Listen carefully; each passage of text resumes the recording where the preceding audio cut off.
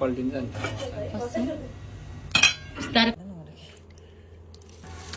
hello आज चाहिँ हामी मोमो बनाउने भनेर सबैजना साथीहरू ग्रुप मिलेर चाहिँ मोमो बनाउन लागेको अनि यता हाम्रो अचार रेडी हुँदैछ अनि उता चाहिँ हामीले डो रेडी गरिसक्यौँ अनि यो चाहिँ किमाको लागि हामीले सबै चिजहरू चाहिँ रेडी गर्दैछौँ त्यसमा चाहिँ अब प्याजहरू धनियाँ निराहरू सबै हाल्यौँ हामीले लसुन अदुवा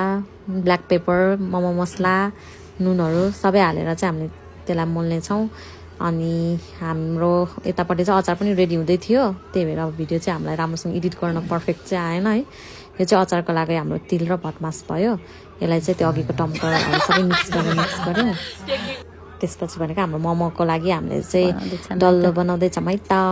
यहाँ चाहिँ मेरो साथी पनि मेरो लागि यसो हेल्प गर्दैछ है मलाई बोल्न खासै नआउने भयो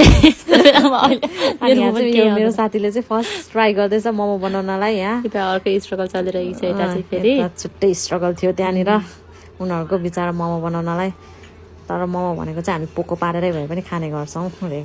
खाने त आफ्नै घरमै त खाने हुन्छ भन्ने हिसाबले होइन हो तपाईँहरू पनि किनेसिन आइदिएको कुरा छ है सबैले बनाएर खानुहोस् घरमा बाहिर त्यस्तै हुनु छ भने एकदम सजिलो तरिका भनेको यो साथीसँग बस्ने